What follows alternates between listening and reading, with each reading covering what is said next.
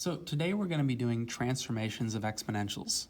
Now, a transformation for an exponential equation is the same as any other transformation for any of the other graphs that we've covered thus far. We have an A, which is going to deal with stretching, an H, which is going to deal with horizontal translation, and a K, which is going to deal with vertical translations. The way that the equation is set up is going to be like this. We have A times B to the x power. If you notice the power has something added or subtracted to it, that means that has been shifted to the left or right. So what we're going to do is I'm going to go ahead and I'm going to circle this in blue and say, hey, the H is left and right movement. So if I have a plus H, that means the graph has been shifted to the left by H units. If I have a minus H, the graph has been shifted to the right by H units. For an example, if I have a plus 2 in the power, so x plus 2, that means it's been shifted to the left 2 units. I can take that parent graph and shift left by 2 units. If I have an x minus 6, that means I've moved to the right 6 units. So I'll take that graph, 1, 2, 3, 4, 5, 6, move it over. If I have something added or subtracted that is not in the power, but is outside of the power, that is what we call a vertical shift. That's going to be my k value. If I see a plus k, which means I'm adding something, that is going to be a shift up. If I see a minus k, that is going to be a shift down. So if I see y equals 2 times 3 to the x power minus 4, that means I'm going to take that graph and move it 1, 2, 3, 4 units down. The last thing that we're going to be looking at is the A value. Now, the A value is our starting point. It can also be looked at as a stretch or a compression. In the way that it's looked at as a stretch or compression is if you start at a higher point, we're taking our graph, and if we're starting higher, it's going to reach infinity faster. If we start lower, it's going to take a little longer for that population to grow. So if we have a large A, let's say if A is bigger than 1, that is what we call a stretch. We've taken the graph. If the A is 2, 3, 4, it keeps getting bigger. If I have a small a, let's say if A is between 1 and 0, it's not a negative number, but it's something between 0 and 1, like 0.5 or a third, that is what we call a compression. Again, the idea is that if I take the graph and I slowly squish it, it will still spiral up towards infinity, or it will spiral down towards 0, but it'll do it a little slower. So it's going to be overall a lot flatter of a curve. So what we're doing in this section is we're going to be performing some transformations on this function. So let's take a look at what we're doing.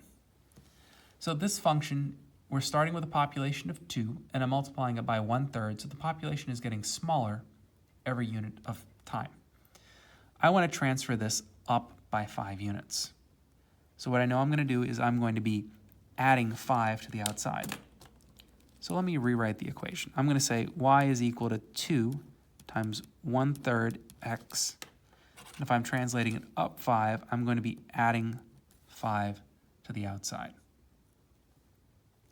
Likewise, if I transfer it down by 6, what I'm going to do is I'm going to say y is equal to 2 times 1/3 raised to the x power. Instead of moving up, I'm going to be moving it down by 6. So we notice that I have my plus k for up and my minus k for down. If I take the same graph and I move it to the left and right, I'm not going to be adding on the outside. I'm going to be adding and subtracting to the x. So y equals 2 times 1/3 x for a leftward motion. See, we did that in blue. So left 4 is going to be plus 4. If I move to the right, y is equal to 2 times 1/3 raised to the x power, right 7. So we notice that up in the power, plus h is to the left, minus h is to the right. The next thing is I'm dealing with a stretch by 2. So what I'm going to do is I'm going to take that value and I'm going to stretch it by 2. Now I've already got a number in there. So I could say the graph is already stretched by 2, but I'm going to stretch it by 2 again. So what I want to do is I'm going to say, okay, y is equal to whatever my 2 was, I'm going to multiply it by 2. So 2 by 2 is going to give me we did this in green, a 4 times 1/3 raised to the x power. So my 2 was stretched by a factor of 2. If I compress it by 4, most of the graph is going to remain the same. The 1/3 is going to remain the same. The x is going to remain the same. But I'm going to take that original 2 and I'm going to compress it by a factor of 4. So it's going to be 2/4, which will actually reduce to 1/2. So if you wanted to rewrite that, you could say, hey, y is equal to 1/2 1/3 to the x power, whichever you prefer on this front. I'm going to leave it as 2/4.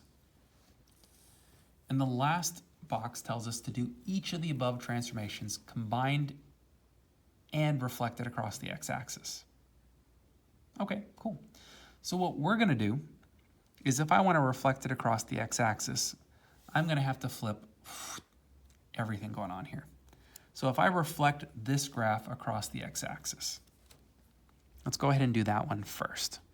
So y is equal to 2 1/3 raised to the x power. And if I reflect it across the x-axis, I'm going to make all of this, what was going to be a positive value, is now a negative value. So all I need to do is pop a negative sign out in front of the 2. And now here's where I'm going to go and jump in and do all of my other transformations. So let's take this, and I'm going to leave some space here. So -2 to the 1/3 to the x power. So the first thing I'm going to do is I'm going to move left to right, so I'm going to move my way bottom to up in these. There's not really a standard way to do these, but I'm going to go ahead and do this. I'm going to stretch this by 2, which means multiply by 2. And then I'm going to compress it by 4, so 1/4. I'm going to move this to the left by 4, so plus 4, and then to the right by 7, minus 7. I'm going to move this up by 5 and down by 6. Perfect. So let's take a look at what that will result in.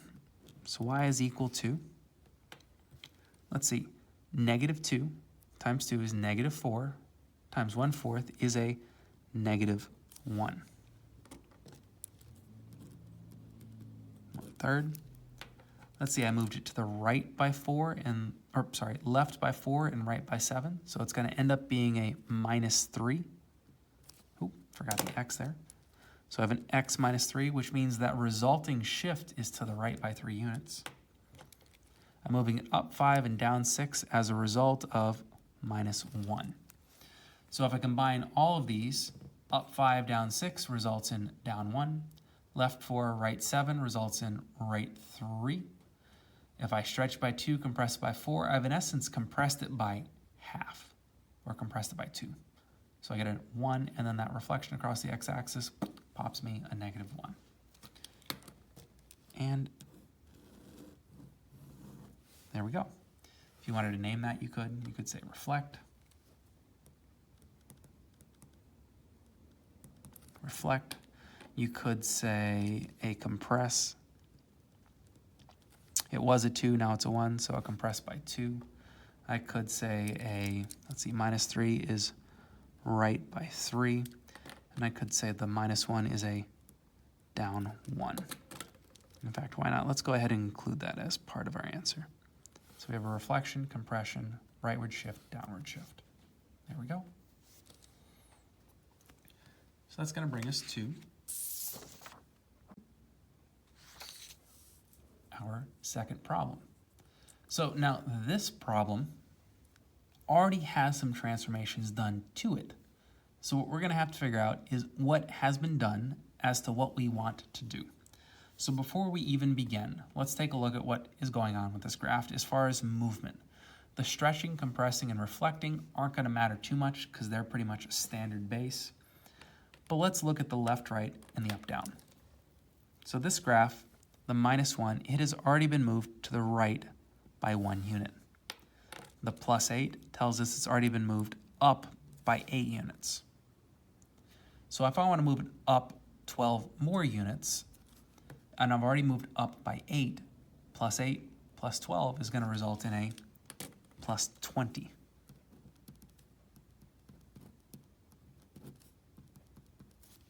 So plus 8 plus 12 is going to be plus 20. If I want to move it down 21 units, what I'm going to do is I'm going to copy this down. So y equals -4, -2, x minus 1. I'm moving it up 8 and then down 21. So the net result is going to be down. How much more down? Well, let's see. 8 minus 21 is going to net me a negative 13. Perfect. So now that you've kind of seen how that's done, try the left and the right transformations, keeping in mind that it's already been moved to the right by 1. Pause it, unpause it when you're done, and see all you did. Okay. So now that you've seen how it's done, we have a left and right motion. I'm going to go ahead and copy down the part of the formula that's not going to change. And let's see, we also have a plus 8. Same thing over here. I'm going to copy down the part of the formula that's not going to change. And we're going to see, okay, so the graph already has been moved to the right by 1. I'm now moving it to the left by 25, which means the net result is right 1, left 25, is going to be left 24. So that's going to end up being a plus 24. Likewise with the right 36, if I've already moved it to the right by 1 unit, and I move it right an additional 36, it's going to be moving to the right by 37. Okay. And then if you tried the stretch and the compress, we're going to take a look at that first number. That's going to be the only thing that's going to be changing. So y is equal to -2 to the x minus 1 plus 8. Y equals something -2 to the x minus 1 plus 8. So if I stretch this by 6, that -4 multiplied by 6 is going to give me a -24. If I compress that 4 by 6, that -4 will become a -4/6, or a -2/3, however you want to write that. Or -2/3. Whatever you want to do. I'm going to draw a little arrow there.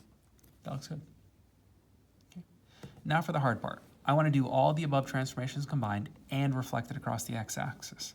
So why don't you go ahead, pause the video, try and combine all of these in one go, and pop that equation into the new equation after you've taken that, moved it up, then down, left, then right, stretch, and then compressed it. And don't forget to flip it. Unpause it when you're done and see how well you did. Okay. So let's go ahead and knock this out. So the first thing I want to do is I want to find the net result of up then down. So if I move up 12, down 21, that's going to be okay. Plus 12 minus 21. So 12 minus 1 is going to be up 11, up 1, down 9. So the net result is I'm going to move this down an additional 9 units. My left-right, I move it left 25 and right 36. So that's going to end up being plus 25 minus 36. That's going to result in a right by 11 units. And if I stretch 6, compress 6, I basically don't do anything as far as stretching and compressing. It's going to end up being the same thing. The only thing that I will have to remember is when I reflect across the x-axis, don't forget to include that negative sign. So let's take a look at what we got. Okay, so my y is equal to, we said that there was no stretching and compressing as a result of what we're doing, so I'm going to keep the -4 and make it negative. So I'm going to have a -4, which is going to end up being just a +4. The next thing I'm going to do, -2 doesn't change, is I'm going to take x plus or minus. I've already moved it to the right by 1. I'm moving it right an additional 11, so that means I'm going to move it right a total of 12 units. And then what I got is I've already moved the graph up by 8. I'm moving it down an additional 9. So the net result is down 1. Perfect. So this final graph, if we look at this and we try and describe what's happened to this final graph, the final graph from the parent graph, which would be just that, is not anything too terribly exciting. We know the final graph has been moved to the right by 12 units. It's been moved down by 1. You could theoretically say that the graph has been stretched by 4, but we know that the graph starts at 4. So however you want to phrase that. And we're going to include both these parts as our final answer as to what's going on in this equation. And there we go. And that brings us to our last kind of a challenge style question. We're going to take the following graph and perform given transformations on the points below. So I have point, point, and point. And now what I'm going to do is I'm going to say, okay, if h was -2, what would I do with those points? Well, that h of -2 means this is being moved to the right. So each of these points, I'm going to take that, move it to the right, take that point, move it to the right 2, and take this point and move it to the right by 2.